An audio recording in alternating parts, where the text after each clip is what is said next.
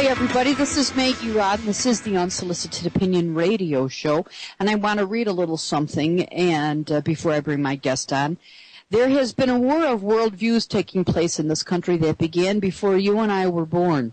Exactly where it began is a matter for debate. However, in the last half of the 20th century, there are battles that are as important and instructive as retrospectives on Antietam or the Battle of Midway. Unlike wars like the Civil War and World War II, the war of worldviews continues to rage in this country and around the world. Territories are taken and lost, but as long as mankind lives, the war will continue.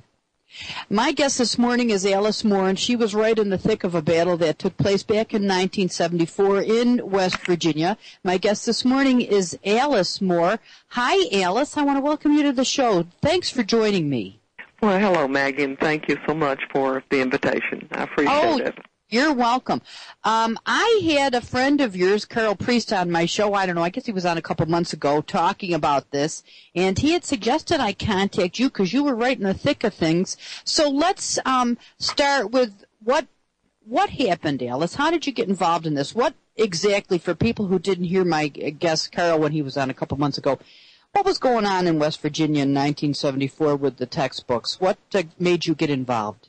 Well, I actually ran for school board in 1970 because I had just read an article in a magazine about sex education out in California, and I couldn't believe what I was reading. It was just so outrageous and extreme with the little children, first, second, third grade, learning all kinds of sexual terms, slang terms as well as proper terms, and learning about condoms and just unbelievable. And I thought, fortunately, I live in West Virginia, and that's not going to happen here. But just a few short months later, very short time later, there were headlines in the paper that said new sex education course to be taught in Kanawha County schools.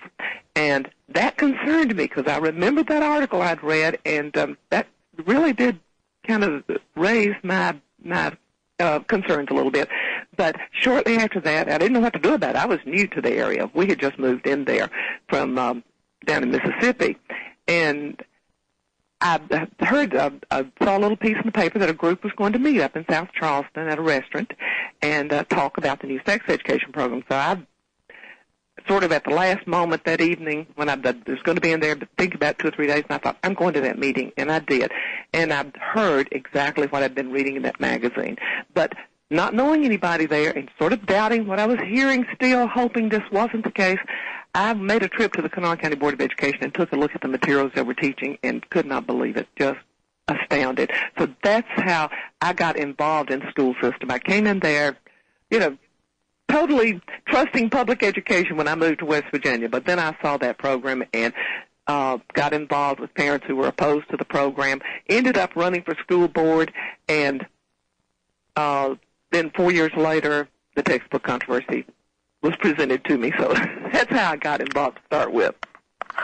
Well, the cultural Marxist Theodore Adorno had said that they were going to make the long march through our institutions, and of course our educational system was one of those institutions that they intended and have indeed marched through, hence which is why we are where we are today. And what you came across back there in that article you read in the paper about how bizarre it seemed, the curriculum that they were going to be teaching, brainwashing into these little kids' minds, they've gone much farther than that today.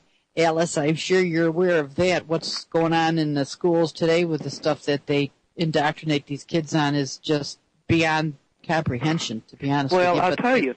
Oh, I'm sorry, Maggie. No, go right ahead. Go right ahead. Well, I want to tell you that everything that's being taught in schools today was being introduced way back there in that first sex education program.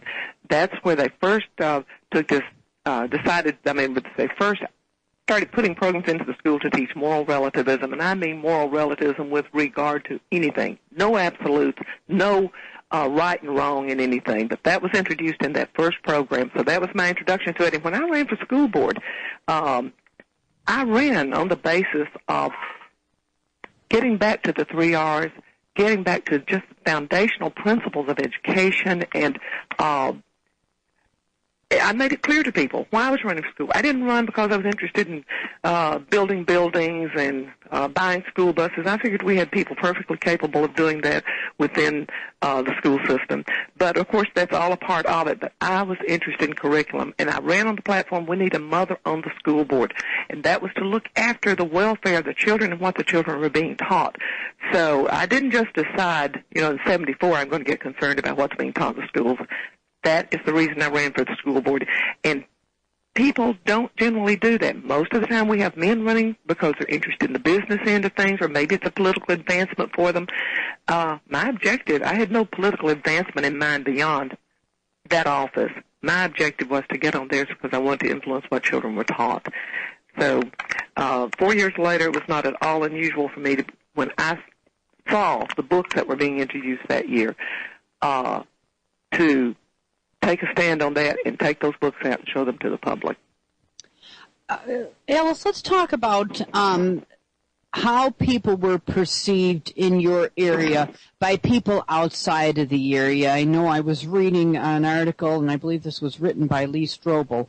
This was an article that tried to paint the people, because you were in West Virginia, that you were just, uneducated people who had no idea. And, of course, people outside of the area, they knew better. The writers of these textbooks, well, they knew better. You were just uneducated people who didn't have a clue, and they needed to give you guidance. Let's talk about how the public treated the people who were opposed to what was in the textbooks. You're right about the way West Virginia was presented. And I was not a West Virginian, and that image was certainly not true of the West Virginians that I knew. But we actually, in West Virginia, the West Virginia Public Television did a series while I was on the school board on what makes West Virginia unique, what makes West Virginia different from the rest of the United States. And they invited me to appear on that board. The whole purpose now was to show how West Virginia was so different from the rest of the country. But what I did on there was to point out that the people of West Virginia basically were very much in line with the people in the rest of the country. As a whole, we as a people believe in God. We believe, at that time, certainly, and in West Virginia, 95% of us believed that the Bible was the Word of God, and that was basically true of the rest of the country. And I pointed out our presidents who ran for office, Jimmy Carter, during that period of time, had to run as this fundamentalist Christian, and people supported him because they thought he was this strong Christian, and he won the election.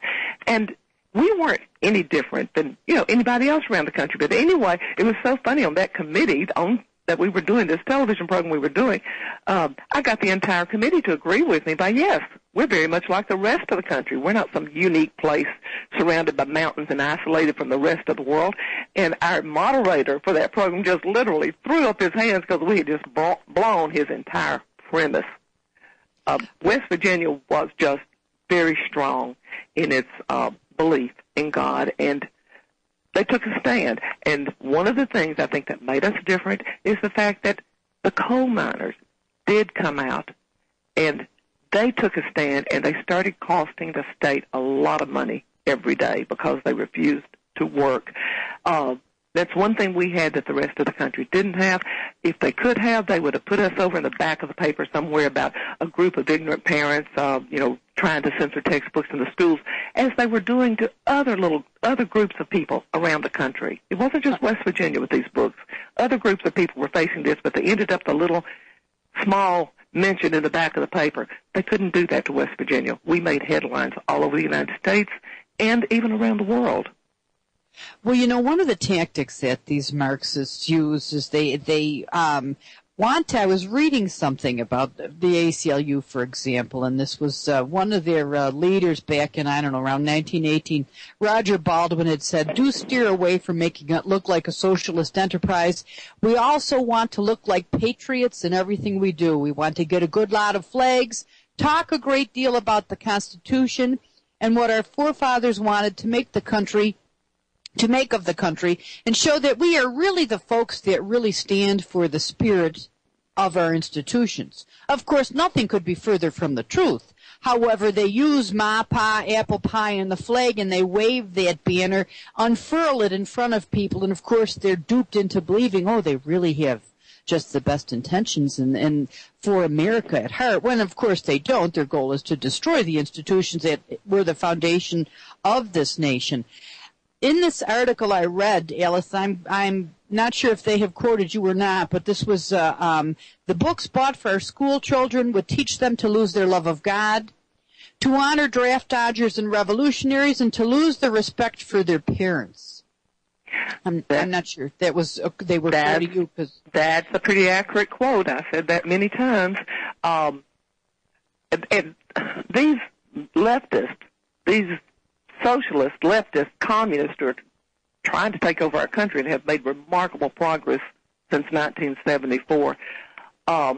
Always take an issue that is maybe a legitimate issue, and then they take that and they exaggerate it and they use it to introduce their leftist propaganda. A good example in West Virginia. Well, hang on. I'm vaguely hearing the cue music, Alice, but I don't want your thoughts to be cut off. I'm hearing it now. Listen, we're going to break. Hang on, Alice. 3 minutes, we'll be back. This is the Unsolicited Opinion Radio Show. My guest is Alice Moore. Don't change that dial. We'll be right back. Modern medicine has given doctors miraculous powers. Using 21st century imaging technology, surgeons can peer inside the human body in extraordinary detail. Unfortunately for patients, there's virtually no transparency in the billing process. Too often, patients agree to surgical procedures without understanding the full cost of treatment. But all that is about to change. The Surgery Center of Oklahoma is revolutionizing medicine with affordable surgical procedures and completely transparent pricing. Their board-certified surgeons perform over 7,000 surgeries per year at a fraction of the cost charged by traditional providers. The Surgery Center of Oklahoma is perfect for individuals without insurance and people with high deductible plans. If you have a health savings account or self-funded plan, you should definitely consider our services. We even welcome patients from Canada and around the world. Check out our website for all-inclusive pricing at surgerycenterok.com. That's surgerycenterok.com. Or give us a call at 405-475-0678. Did you know that the water you're drinking may contain over 2,000 different contaminants? From hormone-disrupting and mind-altering chemicals like fluoride in pharmaceuticals to newly emerging contaminants like radiation and other hybrid chemicals that water treatment plants don't screen out of our drinking water. PureEffectFilters.com has a breakthrough filter solution to effectively reduce the widest range of such contaminants, including the radiation coming from the Fukushima disaster. In addition, the filters will also revitalize your water by releasing natural minerals and electrolytes while increasing pH and antioxidant levels. Safeguard and revitalize your drinking water today with a breakthrough Pure Effect water filter system. Visit PureEffectFilters.com to learn more or contact us today at 1-888-891-4821. That's 1-888-891-4821. Call now and take one of the most important steps you'll take to a healthier future. Hi, my name is David Stovenell, and I host a talk radio show called Operation Restore Christian America.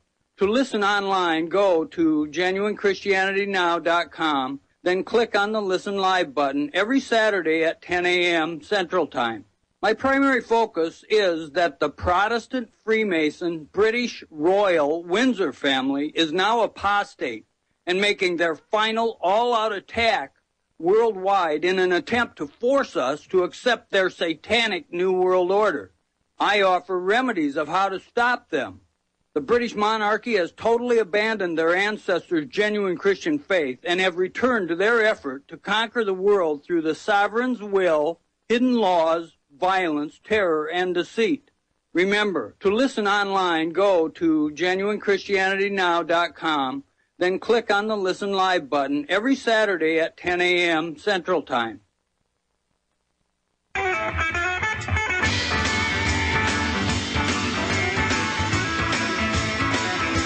Hey, everybody. This is Maggie Roddin. This is the Unsolicited Opinion radio show. My guest this morning is Alice Moore, and she was one of the fighters in the textbook wars that took place in 1974. I guess, Alice, you could probably say they're still going on, aren't they? Yes, the same thing is still going on, but I want to go back and show what they did to us in 74 and what is still being done today. They took the idea of multiculturalism, introducing multiculturalism in the textbooks. Who could object to introducing multiculturalism in the textbooks? The books were basically, to a great extent, were of white families, white children, and the idea was that, we've got to introduce other cultures. We have other cultures in this country, such as we have different races that make up the population, and they should be represented in textbooks. Who would have a problem with that? No one. And that's a legitimate cause. Now, that's what I mean. They take a legitimate cause. But the leftists then took that, and it became, culture became not different races of people, but different behaviors such as murderers, rapists, the prostitutes and pimps. Charles Manson was introduced as in one of the writers in our textbooks. They took the most radical behavior, and they said, well, these are cultures, and all cultures should be represented. No, those are criminals. Those are the corrupt and evil people of society. They took anarchists. This all became a part of multiculturalism. That's what they do with these textbooks. When they say multiculturalism, they're not talking about putting little black children in textbooks or representing black families or any other race in textbooks. They're talking about the introduction of the criminal element, the radical leftist element, and they're non-judgmental in everything they present. They present prostitutes and pimps in a story about them, and they do it non-judgmentally. After all, shouldn't children make up their own minds?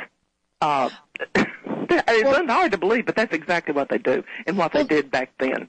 Yeah, that's one of the things I had written down because it as a question to ask you, because what these books were trying to do is they were claiming that the values that you held dear, that were derived bically, a belief in God, well, they wanted to eliminate that, and they claimed that people were racist if you were opposed to works that were written by people of different races who weren't white, when in reality it had nothing to do with their race. It had to do with what it was they were writing about. They're trying to claim that all cultures are equal, and while I personally think that there's some cultures I'm not interested in having to be involved with, quite frankly, Alice, and it isn't because I think I'm better than them. It's just not compatible with my ideology. That doesn't make me a racist. It doesn't make me a bigot. It doesn't make me a hater. It doesn't make me anything else. It just makes me have a preference for one culture over another, and that's okay to have that. But it seems to me that what they wanted to do was you were interested in the inculcation of Americanism, and they're interested in the destruction of Americanism. That's right, but Maggie, I want to go back again to the whole idea of culture. When they introduced the idea of multiculturalism to the average person, you look at that and you say, fine, no problem. We have many cultures in this country, but we have an American culture, and that doesn't include respect for the murderers, the rapists, the anarchists, and those who believe there is no morality, no basis for making judgments of right and wrong. And that's what they were including in the idea of multiculturalism. Let me tell you where I first got introduced to, found out about what was going on. When the English grammar textbooks, English grammar and literature textbooks were coming up, I was concerned about them because I had been reading about a new approach to the teaching of English, which basically did not involve teaching English, but involved making young people feel comfortable in using street slang and not learning to speak correct English. So that concerned me. I had read that ghetto English or Ebonics was as important to be learned as would be basic standard English. So I was watching for that when that came up and when the books were coming up. And I also had in the back of my mind from the time I'd been on the school board, I wanted to change the direction of education in Kanawha County. I wanted to change what I was seeing in textbooks. So I went to a conference. This was routine once a year. Generally, most of us would go to a school board conference, and this one happened to be out in Houston, Texas. And there I went to one of the workshops, and it was led by a lieutenant colonel retired from the Air Force who was the president of the State Board of Education in Arizona. He was also a black man, and he was telling us about what was being introduced into textbooks, and being called the introduction of black culture. And it had to do with a poem about Jack be nimble, Jack be quick, take a knife and give a stick. And anyway, it had to do with stabbing somebody in the street. And they were calling that black culture. And the prostitutes and pimp society, they were calling that black culture. And he was he was outraged with that. And he is the one who made the point that it has nothing to do with black culture, and that black children need the same kind of education anybody else needs. We need to learn, the culture of respectable civilization, and that we need to teach these children proper grammar so they can go out and become doctors and lawyers and such. So that's why I first heard that. And I went home from that meeting a week later. Was the adoption? Hang on, Alice, because I'm hearing the cue music again, but it's real low today for some reason. I don't want you to get cut off in mid-sentence. Hold that thought. We'll be back in 3 minutes. Alice Moore is my guest this morning, and we will be right back. So hang in there, everybody.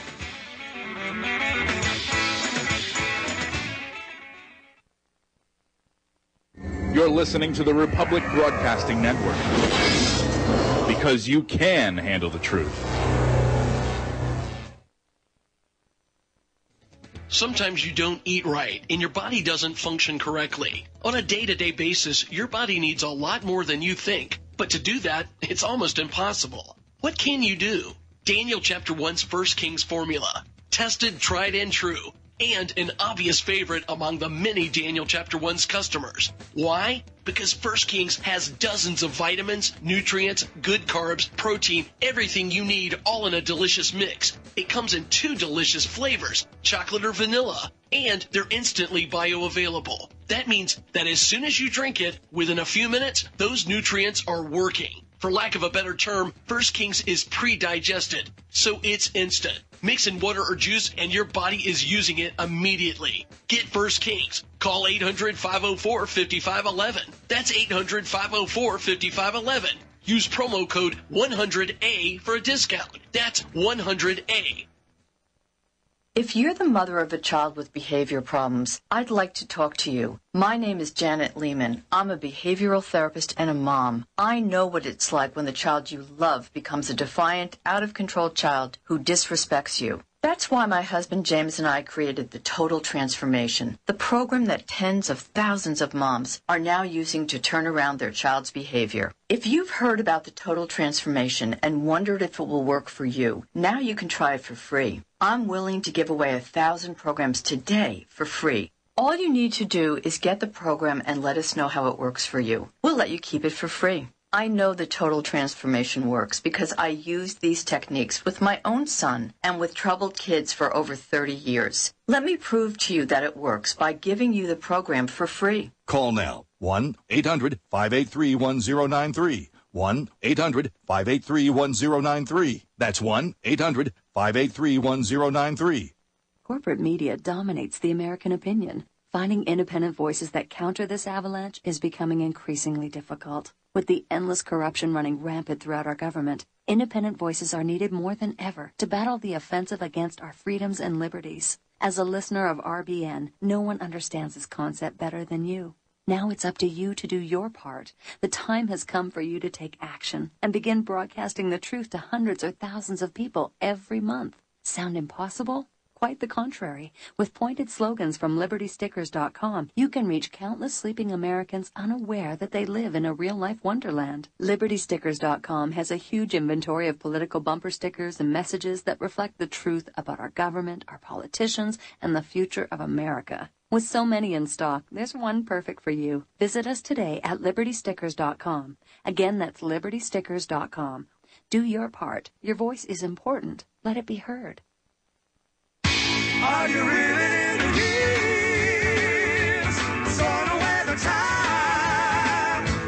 Hi, everybody. This is Maggie Roddin. This is the Unsolicited Opinion radio show. My website, 3 words, theunsolicitedopinion.com. I am going to link to Alice. I'm not sure if you have a website. I don't think you do you? I don't have. Okay, no, well, I would recommend Karl's website. Yeah. You have the information on that. Everybody needs to go to that website. I will. And, I'll put his website in. Yeah, I will. I put his website, insectman.us, up for you, because that's how he connected me with you in the first place, Alice. So that'll work. So back to what the gentleman was saying, the black gentleman that you referenced, what he was talking about, that this was exactly not the culture in the black community. Right. This had nothing to do with black culture. This had to do with introducing young people to the culture of the crudest culture of the street. And it had nothing to do with introducing multiculturalism into the schools. But anyway, I left that meeting thinking, again, believe me, I was very naive back then in a lot of things. But I had one concern in mind when it came up to the adoption of those textbooks that we had. My concern was with the approach to the teaching of English. I wanted to be sure that we were actually going to teach children proper grammar and not going to be making them feel comfortable in their own skin of speaking, just slang. I wanted these kids prepared to be doctors and lawyers and such, not simply whatever, whatever jobs might be out there that they could get without being able to speak coherently. But anyway, but when the books came up, and that was the reason I raised an objection. I heard them saying exactly what I was concerned about, and that was how they were going to teach English. And I said, wait a minute. I don't agree with this. If we're going to hire teachers to teach English, I want them to teach English, not teach comfort to the kids and saying he ain't and they is and we was and using terminology like that and have them actually writing sentences and those things. So that was the objection I raised about the textbooks, and that's the reason I said, let's don't buy these books now. Let's put them on hold, and we'll consider them, after we've had a chance to actually look at them. Alice, I remember that when they were talking about teaching Ebonics because they wanted to make sure the kids' self-esteem wasn't damaged. Well, what damages your self-esteem in life, in my estimation, Alice, is the inability to add 1 and 1 and get 2, the inability to read past a C-spot run level of comprehension. So I think that damages the self-esteem far more than someone correcting your grammar or your English. Wouldn't you agree? Of course. What on earth is the purpose of education if it's not to teach young people what they don't know and to bring them up to this educated level where they can become a part of society and be a respectable part of society, contribute to society, not to make them comfortable in wherever they find themselves at that point. Parents want their children sent to school to better themselves, to make young ladies and gentlemen out of them. I think that should be a part of education. But, I'm sorry, Maggie. Go ahead, Alice. Well, I was just going to say that after, we postponed buying those books. But then my husband, who was sitting, and we had never seen those books, had never seen them. They had been stuck out with every 1,000 or more books out there that the study group had considered in a room with no knowledge of what books were going to be recommended to the board. First time the Board of Education ever saw those particular books was the night they were to be adopted. And for the first time, because of me, because of what I did, we didn't just accept their recommendations unchallenged. And then my husband, after the meeting, walked up and said, well, look what you just adopted. And it was adopted, but not for purchase. We had not agreed to purchase them. We had adopted them only for consideration so that we could purchase them if we decided they were worth choosing. And here was a quote from Malcolm X about being saved from being, a Christian because he, pardon me, I cannot quote it right now, but because he had been, he'd left wherever he was living and he had learned the truth and he was saved from being a Christian. So that, of course, right off the bat, that did offend me. And I thought, I want to take these books home and take a look at them. And the next day, I had them all delivered to my house, and I started reading books, and I could not believe what I was reading. It was worse than what I had imagined from what Dr. Stephen Jenkins, who was the state, head of the State Board of Education of Arizona, had even told me. It was even beyond what I had imagined, and that's where the textbook controversy began. When I read those, I went to the board privately, and I said, look at what we just adopted here. They were all shocked. All those board members expressed shock at what they were reading. They couldn't believe it either, except for our board president, who kept saying, well, I want to see what the teachers have to say about this. And one of the board members spoke up and said, why? He was saying, the board president was saying, well, I don't know what I think about this, as I'd like to see what the teachers say about it. And one of the board members spoke up and said, why, Al, I know what I think about it. They all agreed with me that the books I took to them were totally unacceptable. And I only took about 8 books out of, the 325. These are small books because I went home and started reading books. Of course, I picked up the small ones first and started going through those. And they were just stunned as I was. But it didn't take but a week or so and go into the committee, and suddenly I think the objective became we have to save the reputation of the textbook selection committee. We can't embarrass the selection textbook committee. So instead of quietly just moving these books aside and looking for a new adoption, suddenly these same board members who were so shocked came out in support of the textbook committee on everything. So that's where we ended up where we were. And listen, if you have another question, I think I've pretty well covered that part. No, that's fine, Alice. That's fine. I wanted to comment on one of the things that had made people so outraged, and understandably so, was the situational ethics that was propounded in some of the books. And here was an example. Students were asked, most people think that cheating is wrong. Do you think there is ever a time when it might be right? Tell when it is. Tell why you think it is right. And, of course, this totally undermines the idea of right and wrong that, of course, is promulgated in the Ten Commandments. Something is right, it's right. It's not wrong and right. It's not a little bit of something and a little bit of the other. It either is or it isn't. And this is where these textbooks go into all of this. Everything is relative. There is no right or wrong. You're exactly right. That particular story was written by Jesse Stewart. That's one of our natives of the, that particular area of the country, one of my favorite writers. I talked with him personally about that story. He was outraged with what the publishers had done to the story he wrote. He wrote a story about himself as a young boy who cheated the owner of a grocery store out of a couple of pennies because he sold him a flour sack, sold back to the store a flour sack his mother had, and got a couple of cents for it.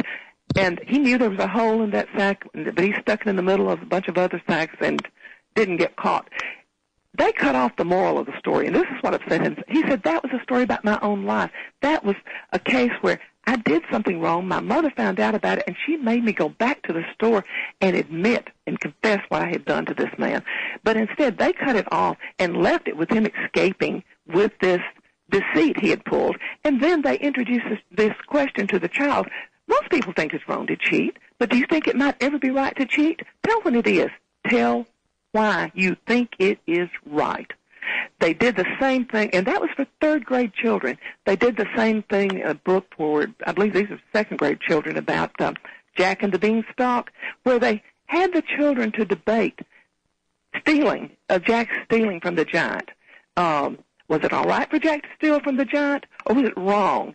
And that is a technique used in brainwashing with even older people, where they have them them to argue the side of a position they don't really believe, and they have them to switch positions to argue both sides of the position for the purpose of getting them to accept this moral relativism. The books were filled with that kind of thing. To the secular humanist who are behind writing these textbooks, there is no such thing as right and wrong. There is no God.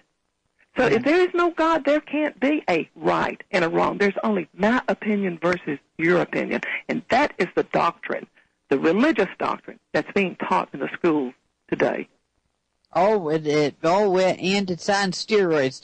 I'm sure. I don't know. I would imagine, Alice, that you've probably followed these battles for the last 45 years or so that they've been going on, and it hasn't gotten any better, Alice. It's well, I'll tell you what, Meg. At that time, and that's I don't want to leave people feeling hopeless on being able to, I don't want people thinking we are lost as a nation. We still have hope, and we can still save this country, but we've got to wake up.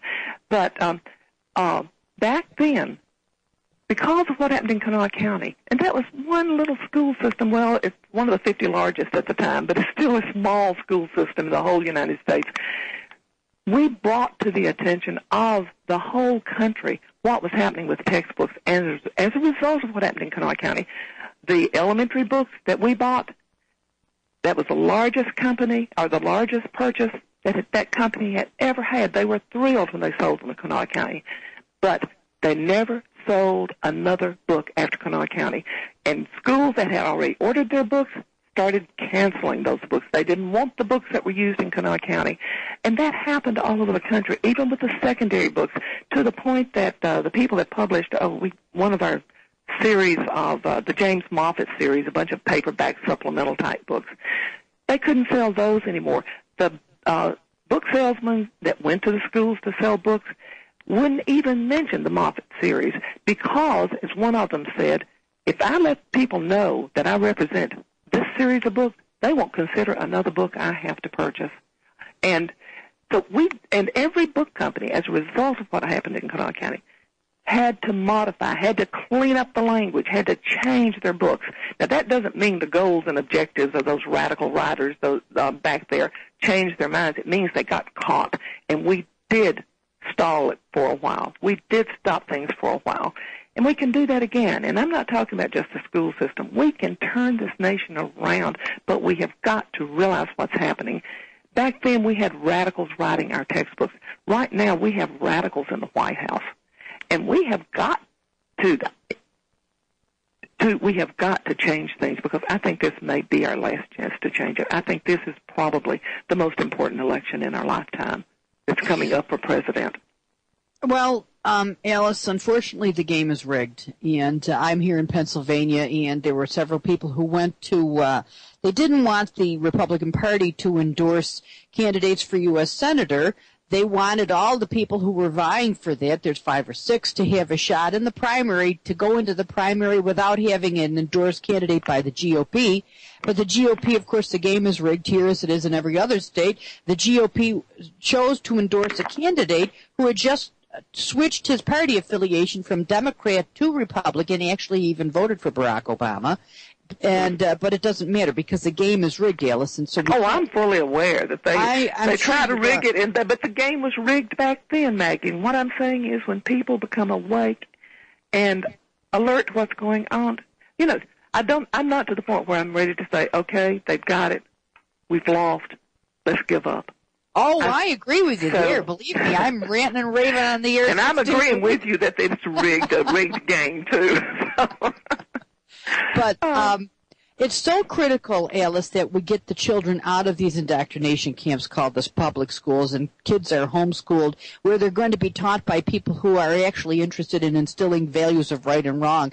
It's so critical because the schools, the public school systems, and even the charter school systems, it's all part of the same con. They're all inculcating these kids with self-hatred, hate your country, hate God, hate your parents, hate everything, that whole mindset is what is being promulgated in the schools today. But we got to get to the kids. We've got to figure out how to wake these young kids up to have them understand what's being done to them deliberately. Because they don't know. I'm telling you, Alice, I'll give you a perfect example. My nephew, who I've been trying to tell him about these things going on, he's actually career Navy.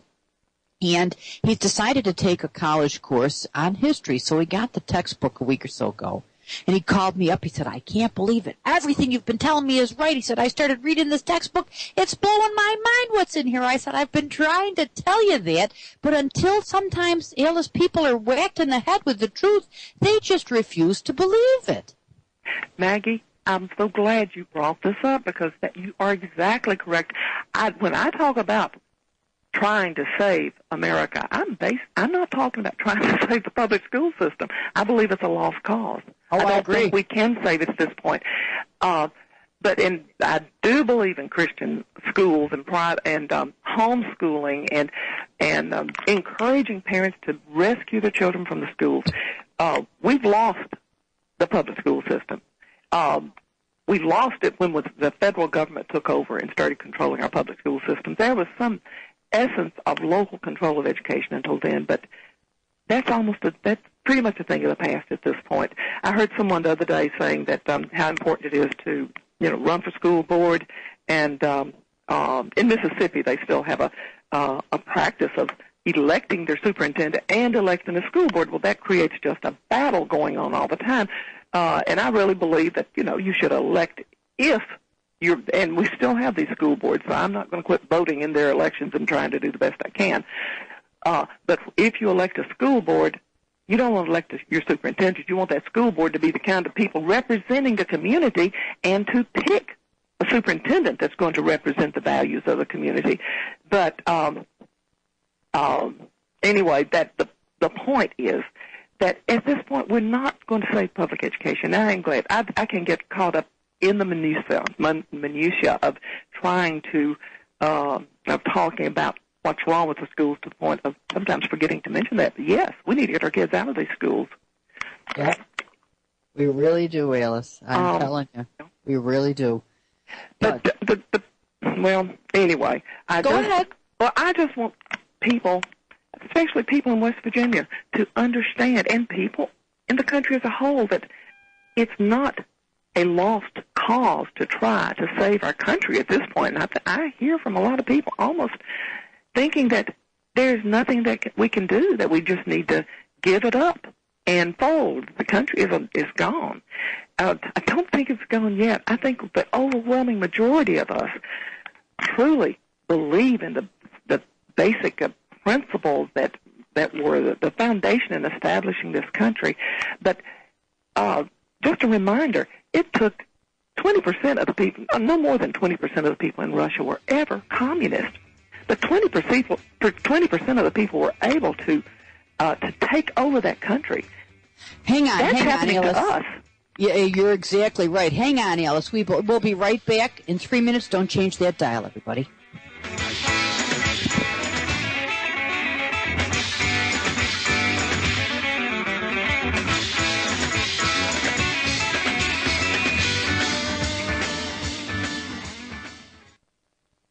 Heart-related health problems affect millions of people each year. Maybe you're one of the many who suffer from issues related to angina pain, high blood pressure, congestive heart failure, unbalanced cholesterol, irregular heartbeat, or clogged arteries. There is a solution that doesn't involve expensive prescription drugs that only mask the problem and leave you with horrible side effects. If you are ready to live your life free of sickness, pain, and fear, live your life with increased vitality, energy, and youthfulness, and experience your body healing itself, then you're ready for Heart and Body Extract from Healthy Hearts Club. Heart and Body Extract has a 23-year proven track record of using certified organic herbs that make up an excellent formula to balance and support the heart and circulatory system. In as little as 2 weeks, you can feel amazing results when your 2-month supply of Heart and Body Extract today. Call 1-866-295-5305 or go to hbextract.com. Sure, there are winter specials, and then there are super winter specials at herbalhealer.com. Battle through this cold and flu season with powerful, natural, and safe flu fighters like elderberry power, origicillin, olive leaf capsules, grapefruit seed extract, and Respir 8, all specially priced during the winter sale at herbalhealer.com. Don't forget vitamin D3 this winter. Right now, herbalhealer.com has 120 soft gels, 1,000 IUs, sale priced at only $9. We also have a super super winter special on 6 homeopathic liquid detoxes. Whole body detox, liver detox, kidney detox, lymph detox, brain detox, and lung detox. All liquid detoxes, regularly $26.95, are now just $20. HerbalHealer.com. As always, new customers get a free 128-page catalog with your order. Log on now and save big when you hit the winter specials at HerbalHealer.com. Healing the world with nature, one person at a time, since 1988. Do you flinch when a police car appears in your rearview mirror, or you get pulled over? Are you squeamish when an envelope arrives in the mail with the return address of a court, a government agency like the IRS, or some law firm? Would you like to escape government agency harassment? Then visit escapeharassment.com. George Bush allegedly says, the government constitution is nothing but a doggone piece of paper. Well, that's a contract. A contract is an offer acceptance of that offer, at which point a contract arrives by law and the offerer can no longer withdraw the offer. We teach, do not accept. That way there is no contract or agreement for you to go to their court or private club meeting. To escape government agency harassment like the IRS, visit escapeharassment.com. This is a tried and proven experienced process, not experimental, with a money-back guarantee that it works and success testimonials from previous students. Remember, escapeharassment.com. That's escapeharassment.com.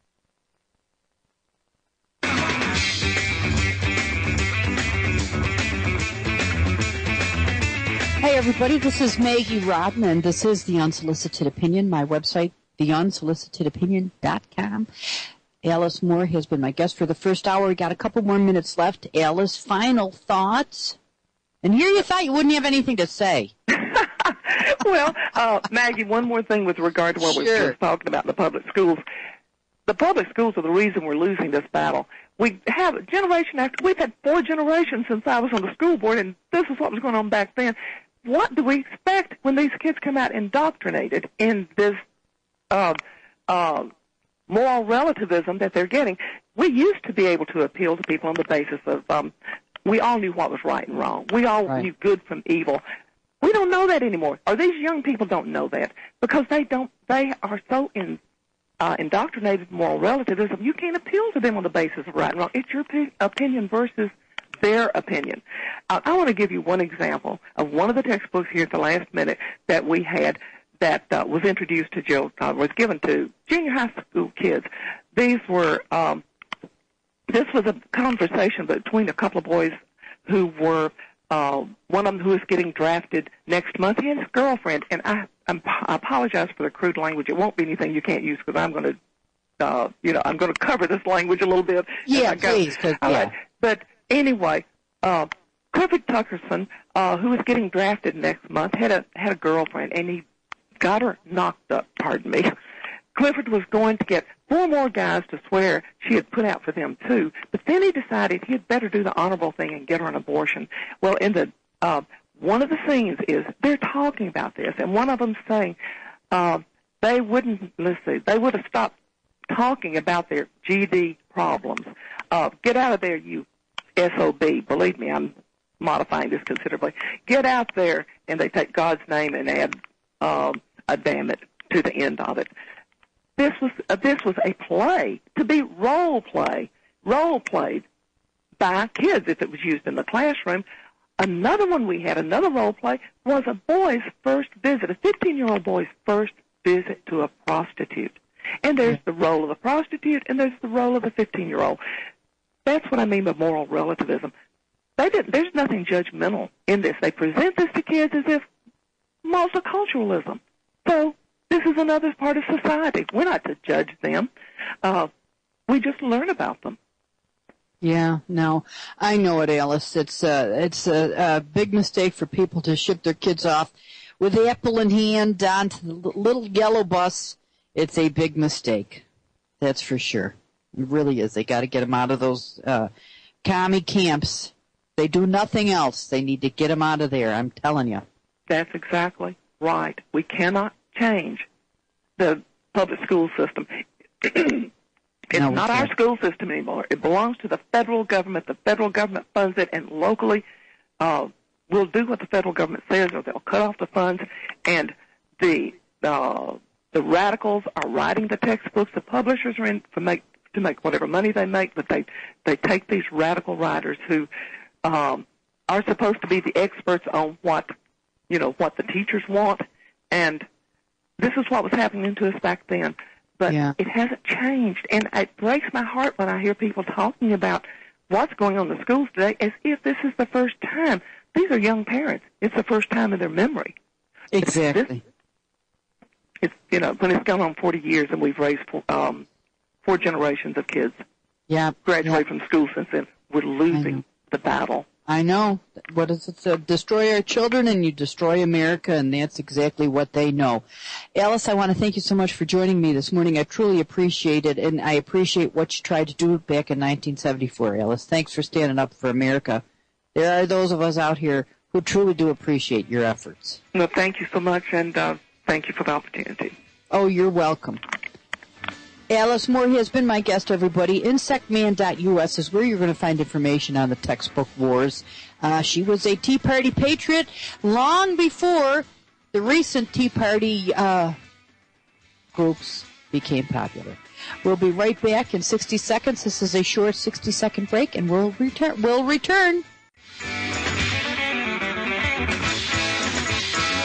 Hey, everybody, this is Maggie Roddin, and this is the Unsolicited Opinion radio show. And listen, I really want you to take a look at insectman.us. That's Karl Priest's website. And he and Alice Moore were involved fighting together in these textbook wars that took place back in 1974, which was, about 47 years ago now. And here we are today. And all that's happened is it's gotten so much worse. It's absolutely incredible. In fact, I think that's why lots of times these kids can't even take their textbooks home, because they don't want their parents reading the crap that's in them, because if they did, some of the parents would certainly go ballistic. There's no doubt in my mind. But I think that's one of the reasons why they claim, we can't take the books home. I know in the Philadelphia public school system, this little girl I know who attends one of the Philly public schools, that's what they say. Well, we can't have you take the books home because we share the books between the 7th and 8th grade, and you can't go to the library, and it's absolutely outrageous. However, all we can do is keep fighting, as Alice was certainly a forerunner in this fight, I don't know what the word is I'm looking for. It escapes me. But anyway, let me give you some information. Get involved with this network. Help us redistribute the truth. RepublicBroadcasting.org is our website.